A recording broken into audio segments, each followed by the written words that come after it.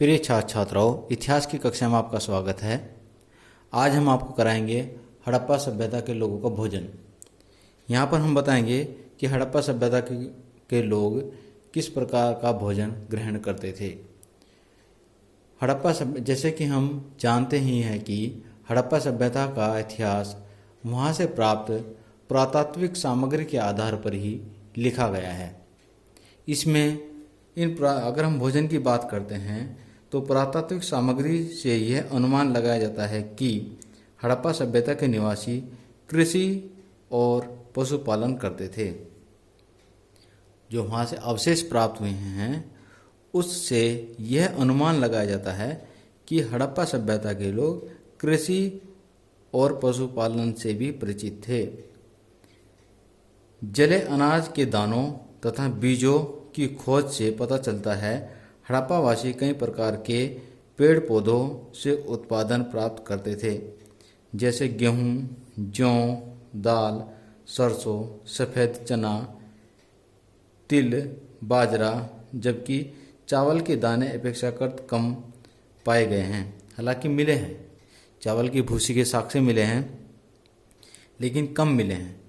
हड़प्पा स्थल से मिली जानवर की हड्डियों में मवेशियों में भेड़, बकरी, भैंस, सूअर की हड्डियां शामिल हुई हैं। संभवतः ये सभी जानवर पालतू रहे होंगे। इसी प्रकार से वहाँ पर खुदाई में कुछ जंगली प्रजातियों के भी अवशेष प्राप्त हुए हैं, जिसमें वराह, हिरण, घड़ियाल की हड्डियां मिली हैं।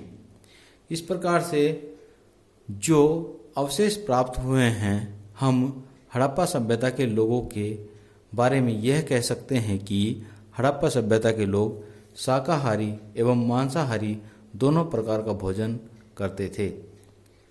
अब हमने एक सूची बनाई है। सूची में शाकाहारी गेहूँ, जौ, दाल, तिल, सब्जियां इत्यादि, और मांसाहारी में वराह, हिरण, मछली, बकरी इत्यादि का मांस ग्रहण करते थे।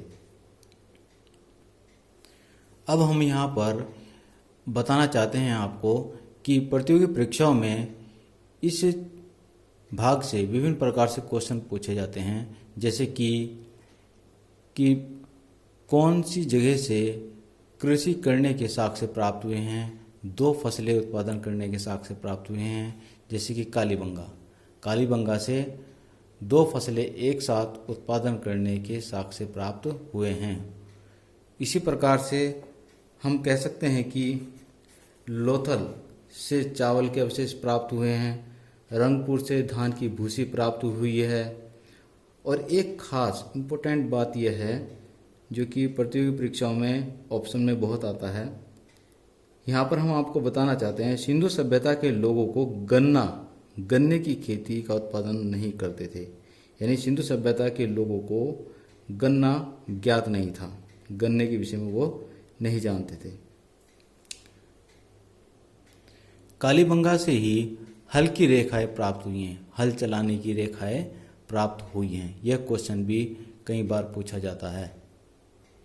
हड़प्पा सभ्यता के लोग अनाज भी पीसना जानते थे और वहाँ से अनाज पीसने के साक्ष्य भी प्राप्त हुए हैं, जैसे कि लोथल से आटा पीसने की पत्थर की चक्की के 2 पार्ट मिले हैं, और इससे यह अनुमान लगाया जाता है कि हड़प्पा सभ्यता के लोग अनाज पीसते थे।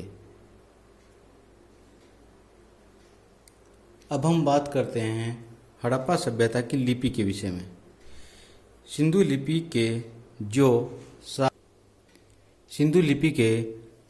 जो साक्ष्य मिले हैं उनमें सर्वाधिक साक्ष्य चित्रात्मक एवं भावचित्रात्मक मिले हैं। सिंधु लिपि का सबसे पुराना नमूना 1853 ईस्वी में मिला है। ये ध्यान करने योग्य बात है कि सबसे पहले जो नमूना प्राप्त हुआ 1853 ईस्वी में। उसके बाद 1923 ईस्वी में लिपि, ये जो हड़प्पा सभ्यता की लिपि है, प्रकाश में आई। लिपि मोहरों और मनकों पर लिखी हुई प्राप्त हुई। यह लिपि आज तक पढ़ी नहीं गई है। हड़प्पा सभ्यता की लिपि आज तक पढ़ी नहीं जा सकी है और इसमें चिन्हों की संख्या लगभग 375 से 475 के बीच मिली है। हड़प्पा सभ्यता जो चित्रात्मक है और भावात्मक है, उसमें जो चिन्ह प्राप्त हुए हैं 375 से 400 चिन्ह प्राप्त हुए हैं। इस लिपि की एक विशेषता यह है कि यह लिपि दाएं से बाएं ओर लिखी जाती थी। इस प्रकार विभिन्न प्रकार की वस्तुओं को देखते हैं जिन पर लिखावट मिली है, यानी कि जिन पर हड़प्पा सभ्यता की लिपि प्राप्त हुई है। मोहरे, तांबे के औजार, मर्द बांडों और तांबे तथा मिट्टी की लघु पट्टिकाएं, आभूषण, अस्थि छड़े, यहाँ तक कि प्राचीन सूचना पट भी हड़प्पा सभ्यता से प्राप्त हुए हैं। लेकिन अभी तक हड़प्पा सभ्यता की लिपि को पढ़ने में सफलता प्राप्त नहीं हुई है। हड़प्पा सभ्यता का संपूर्ण इतिहास पुरातात्विक अवशेषों के अन्वेषण के आधार पर लिखा गया है। अब हम बात करते हैं हड़प्पा सभ्यता की मोहरें। हड़प्पा सभ्यता की मोहरें सेलखड़ी नामक पत्थर से बनाई गई। मोहरों पर सामान्य रूप से जानवरों के चिन्ह तथा एक ऐसी लिपि के चिन्ह उत्कीर्ण हैं जो चित्रात्मक एवं भावात्मक हैं। अब हम देखते हैं इन मोहरों का और मुद्रांकनों का क्या उपयोग था। मोहरों और मुद्रांकनों का प्रयोग लंबी दूरी के संपर्कों को सुविधाजनक बनाने के लिए होता था। जितनी भी मोहरें बनाई जाती थी, एक जगह से दूसरी जगह जो सामान पहुंचाया जाता था उस पर एक पहचान लगाई जाती थी और वह पहचान मोहर के द्वारा लगाई जाती थी, जिससे वस्तु को जिस स्थान पर पहुंचाया जाता था उसका संपूर्ण विवरण उस मोहर के जरिए उस पर छाप दिया जाता था। जैसे कि जो थैला एक स्थान से दूसरे स्थान पर भेजा जाता था उसका मुख रस्सी से बांधा जाता था। गांठ पर थोड़ी गीली मिट्टी जमाकर मोहर से दबाया गया, जिससे मिट्टी पर मोहरों की छाप पड़ जाती थी और थैला अपने गंतव्य स्थान तक पहुंचाया जाता था। यहाँ पर एक हमने नमूना दिखाया है कि प्राचीन सूचना पट या जो मोहरें होती थी उन पर किस प्रकार के चिन्ह बने हुए होते थे। यहाँ पर हम आपको एक महत्वपूर्ण बात ये बताना चाहते हैं कि मन के कहाँ पर बनाए जाते थे। ये क्वेश्चन भी बहुत आता है कि मन के बनाने के कारखाने कहाँ पर स्थित हैं। जीके में बहुत पूछा जाता है। चंदूड़ो और लोथल से मन के बनाने के कारखाने प्राप्त हुए हैं। कहीं भी अगर बहुविकल्पीय जब क्वेश्चन आते हैं उसमें ऑप्शंस दिए जाएंगे तो चंदूड़ो तथा लोथल से मन के बनाने के कारखाने प्राप्त हुए हैं और इसमें सबसे अधिक संख्या में सेलखड़ी पत्थर के मन के प्राप्त हुए हैं। ये भी पूछा जा सकता है, जीके में पूछा जाता है कि किस प्रकार या किस पदार्थ से मन के बनाए जाते थे। सेलखड़ी पत्थर से मन के बनाए जाते थे।